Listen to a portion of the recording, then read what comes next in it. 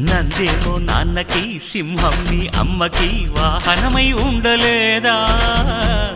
ఎలకేమో తమరికి నెమలేమో తంబికి రథమల్లే మారలేదా పలుజాతుల భిన్నత్వం కనిపిస్తున్నా కలిసుంటూ ఏకత్వం బోధిస్తున్నా ఎందుకు మాకి హింసావాదం ఎదిగేటందుకు అది ఆటంకం